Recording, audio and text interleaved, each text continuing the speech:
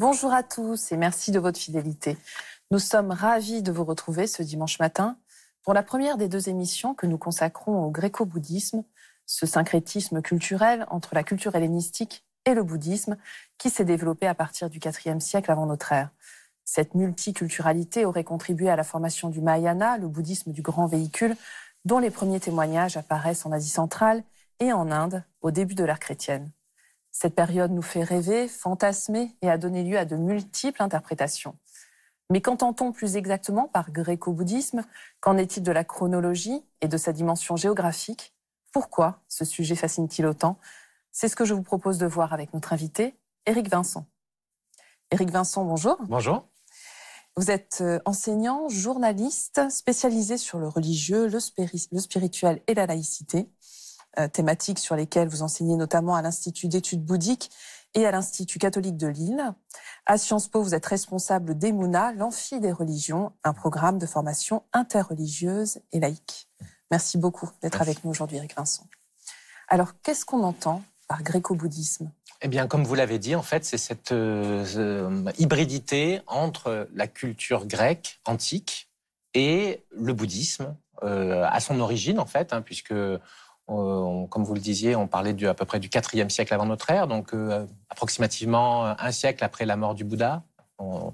Les dates sont incertaines, et c'est quelque chose qu'on va retrouver toujours sur ce sujet. C'est une difficulté, en fait, à trouver des repères précis.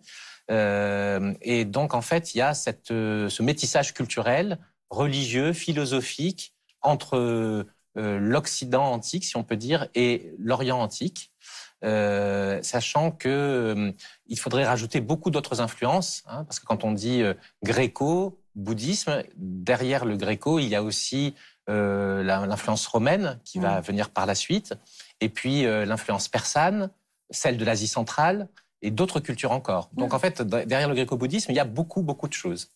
Mais est-ce qu'on pourrait parler d'helléno-bouddhisme, par exemple? En fait, ce serait certainement plus approprié parce que, si on voulait être encore plus précis, on a affaire en la matière à ce qu'on appelle la période hellénistique. C'est tout ce qui suit la conquête d'Alexandre le Grand.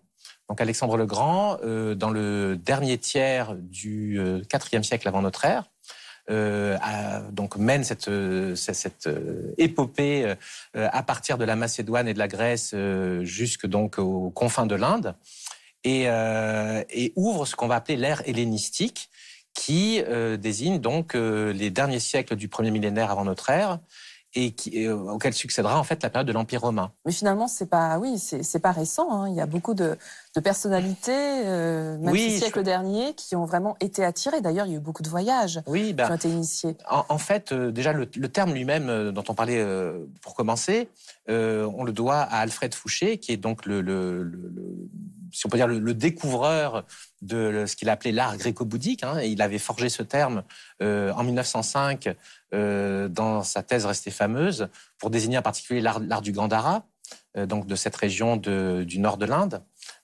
et en fait du Pakistan à l'heure actuelle.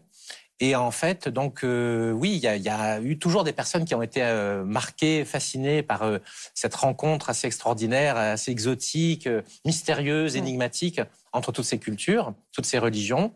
Et on peut penser, par exemple, bien sûr, à Rudyard Kipling, le prix Nobel de littérature, le chantre de l'Inde britannique, qui a écrit une nouvelle qui s'appelait L'homme qui voulut être roi en 1888, nouvelle qui concerne exactement en fait cette région des confins de l'Afghanistan, du Pakistan et de l'Inde actuelle, et qui a fasciné un siècle plus tard John Huston, qui a fait donc un film que certains d'entre nous ont peut-être vu en 1975, donc qui s'appelle L'homme qui voulut être roi, et qui relate en fait l'écho lointain de toute cette histoire. Alors, est-ce qu'on peut revenir sur la dimension géographique? Vous en avez dit un mot tout à l'heure, mais j'ai le sentiment qu'en fait, c'est beaucoup plus complexe que ça. Alors en fait, oui, tout est complexe en la matière. On a vraiment affaire à un sujet qui est difficile à vulgariser, ce qui peut-être participe aussi de son mystère justement et de son intérêt, parce qu'il est important, comme on va le voir. Donc pour ce qui est des limites géographiques, on pourrait dire que ça commence dans le monde grec tel qu'on le connaît, donc la Grèce continentale, et encore plus, on pourrait dire la Grèce d'Asie mineure. On oublie parfois que le berceau culturel de la Grèce, c'est la région qui s'appelle l'Ionie, pas facile à dire, L'-I-O-N-I-E, qui correspond à la région d'Izmir dans la Turquie actuelle. Et que c'est là, par exemple, où on pense que Homère a vécu. Hein, donc, vous voyez, le poète, mythologiquement, voilà, c'est exactement, fort, ouais. le poète grec par excellence, le père de l'hellénisme. Et c'est la région aussi où serait née la philosophie grecque, les grands philosophes présocratiques, la science grecque. Et donc, dans cette Grèce d'Asie, on a un foyer culturel qui va rayonner et dont en fait, le nom, donc les habitants de l'Ionie, ce sont les Ioniens, va donner le nom qu'on trouve dans les langues de l'Asie pour désigner les Grecs. D'accord. Donc là, on a, je dirais, d'un côté, cet espace du gréco-bouddhisme, le point de départ en quelque sorte, hein, avec la Macédoine dont je parlais tout à l'heure, et puis l'Asie mineure. Et puis, donc, cet élan vers l'Est qui va aller jusque donc, dans ce qu'on appelait autrefois la Bactriane, hein, donc une région qui est aux confins de l'Asie centrale, l'Afghanistan actuel, et puis donc, le nord de l'Inde et le nord du Pakistan. Et même, on pourrait dire que, à cause du rayonnement de ce qui va se passer dans cette rencontre entre la culture grecque et le bouddhisme, les lointains échos vont aller dans des régions très reculées de l'Asie, à travers, par exemple, la diffusion d'innovations doctrinales comme le Mahayana ou d'innovations iconographiques qu'on va retrouver dans toute l'Asie. C'est ce sur quoi nous reviendrons dans la seconde émission. Voilà. Mais alors, en fait, on a le sentiment que les frontières étaient quand même assez poreuses. Enfin, on pense notamment aux gymnosophistes qui ont navigué en fait entre ces deux espaces, oui, je crois et se sont rencontrés. Oui, ben vous prononcez deux mots très importants. Donc d'abord porosité. Hein. Ce n'est qu'une histoire de porosité, d'hybridité, de métissage, de syncrétisme, comme on dit tout à l'heure. Hein. Donc le mélange, la rencontre, hein, avec tout le mystère des identités qui se croisent, en fait, qui se mêlent et qui s'interfécondent. Hein. On est vraiment dans l'interculturel et l'interreligieux avant la lettre, si on peut dire. Et en effet, le deuxième mot, le mot gymnosophiste, témoigne de cette rencontre, puisque c'est le terme que les auteurs de l'époque, parlant grec, ont forgé pour désigner ces sages nus, puisque c'est ce que ça veut dire littéralement en grec, ou ces sophistes nus que les compagnons d'Alexandre ont rencontrés dans leur mouvement donc à travers l'Empire perse vers les confins indiens, et qui les ont marqués. Vraiment, ces gymnosophistes, donc, ce sont la vision grecque portée sur des yogis, des brahmanes, des jaïns, des bouddhistes. Oui. Voilà, on a beaucoup de mal à savoir qui étaient exactement les gymnosophistes, mais ce qui est certain, c'est qu'ils ont laissé un écho dans toute la culture gréco-romaine, y compris très tardivement. Enfin, en tout cas, le nom est resté et donc a suscité des interrogations qui ont duré pendant de nombreux siècles. Et on retrouve aussi cette influence par la langue grecque. Hein. Alors, dans un autre domaine, mais on pense forcément aux édits d'Ashoka, sur lesquels était inscrit justement. Alors, racontez-nous, mais c'est passionnant. Alors là aussi, c'est un des grands noms de toute cette histoire. Donc, l'empereur Ashoka est un des plus célèbres de l'histoire indienne. Il est tellement important en fait que quand l'Inde indépendante a voulu se forger une identité, elle a notamment mobilisé certaines parties de ce qu'on appelle les piliers d'Ashoka. Hein, donc c'est un souverain de la dynastie Maurya. On est dans quel... Alors on est aux alentours du IIIe siècle avant notre ère. Donc Ashoka aurait régné entre moins 270 et moins 230 approximativement. On est toujours dans l'approximation. Et donc il est resté notamment célèbre, cet empereur indien ancien, parce que il aurait été un très grand conquérant. Et après avoir fait une conquête d'une des provinces indiennes qui avait causé beaucoup de massacres, des hécatombes, il aurait eu une prise de conscience et une conversion au bouddhisme.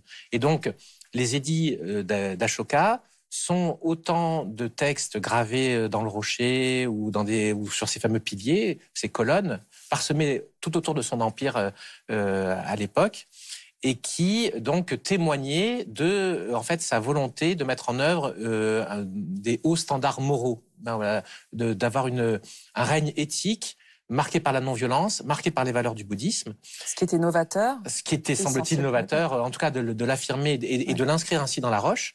C'est pour ça que donc, ces textes sont parmi les plus anciens de l'histoire indienne, pour ce qui est dans les supports solides. Hein. Et ces textes étaient écrits dans différentes langues, et notamment, certains d'entre eux sont écrits en grec. Et donc là, on a vraiment justement inscrit dans le dur la trace de cette rencontre gréco-bouddhique, puisque Ashoka est l'un des principaux rois de l'histoire bouddhique. Donc, il s'exprimait en grec, ou plus exactement, il y avait dans son entourage des personnes qui parlaient un grec de très bonne qualité, puisque ces textes sont très bien rédigés. Et ces textes, outre leur valeur intrinsèque, évoquent notamment le fait que Ashoka avait envoyé des ambassadeurs ou des missionnaires bouddhistes vers les souverains du monde hellénistique de l'époque, donc les successeurs d'Alexandre et de ses généraux, y compris justement en Macédoine, hein, donc vers l'Égypte hellénistique, qui avait elle-même subi l'influence grecque. Et donc là, on a des traces archéologiques incontestables de cette rencontre, ces échanges, sachant que là aussi, ça fait rêver, ça fait presque fantasmer. C'est-à-dire qu'on se demande qu'en est-il vraiment de ces missionnaires, comment ont-ils été reçus, ont-ils été compris, ont-ils laissé des traces qu'on n'a pas trouvées ou qu'on trouvera un jour peut-être. Enfin, voilà, mais pourquoi c'est important de se poser cette question-là aujourd'hui, de ce gréco-bouddhisme? Alors, je pense que c'est important à de très nombreux égards. Peut-être le plus important, c'est d'abord de mieux connaître l'histoire du bouddhisme, de mieux connaître l'histoire de la Grèce aussi, et donc de ce monde antique dont nous descendons, bien sûr, il y a de nombreuses années, hein, de nombreux siècles, mais en fait, voilà, ce sont nos racines en quelque sorte. Nos racines en tant qu'héritiers de la culture grecque, et aussi nos racines en tant que personne soit adepte du bouddhisme ou intéressé par le bouddhisme, et aussi le fait que justement cette histoire relie Orient et Occident et fait un peu vaciller ces catégories. C'est-à-dire qu'on a tendance justement à penser par exemple, que les Grecs sont les ancêtres des Occidentaux, et on va, nous, en France, ou les Européens, s'identifier à eux, alors qu'en fait, leur identité était déjà beaucoup plus complexe. Les Grecs sont des voyageurs, sont des gens qui circulent, qui ont fondé des colonies dans l'ensemble du monde antique à l'époque. Et donc, il y a quelque chose qui, au fond, relativise nos catégories et n'est pas sans rapport avec le bouddhisme lui-même, en montrant que l'identité, c'est complexe. Les identités sont construites, elles ne sont pas stables, elles sont en mouvement, elles sont en interdépendance. Alors, c'est ce que nous allons explorer plus en détail la semaine prochaine. Merci Éric Vincent. Merci. Et si vous souhaitez approfondir ce beau et passionnant sujet, voici quelques livres. Avec tout d'abord Le bateau de Palmyre, quand les mondes anciens se rencontraient, de Maurice Sartre aux éditions Taillandier. À partir de textes, vestiges archéologiques et inscriptions, Maurice Sartre raconte les premières rencontres des différents continents, révélant à nos yeux la naissance d'un monde unique et soulevant des questions essentielles pour connaître l'étendue et l'intensité des relations entre les grandes civilisations. Le lecteur découvre avec délice un monde méconnu. Les rapports de l'Inde et de l'Occident des origines au règne d'Ashoka, de Bernard de Gives, publié par Les Indes savantes. Ce moine catholique belge reprend ici les textes classiques qui témoignent des relations anciennes et profondes, commerciales, culturelles, religieuses et politiques, qui ont depuis toujours lié l'Inde à la Perse et par-delà à la Grèce et au Moyen-Orient. La rencontre du bouddhisme et de l'Occident, du cardinal Henri de Lubac, aux éditions du Cerf, dont un chapitre important est consacré au thème de notre émission. Ce livre embrasse l'histoire de la connaissance du bouddhisme en Occident depuis ses premières mentions dans l'Antiquité jusqu'au projet scientifique du XXe siècle. Et enfin, vous pouvez retrouver Sagesse bouddhiste, le mag numéro 17, intitulé « Changer l'effondrement des certitudes », une notion centrale du bouddhisme, particulièrement utile en ces temps d'inquiétude. C'est la fin de cette émission. Vous pouvez la revoir pendant un mois sur France TV. Nous vous souhaitons une très, très belle journée et nous vous retrouvons la semaine prochaine avec notre invité pour la suite de cette émission consacrée au gréco-bouddhisme.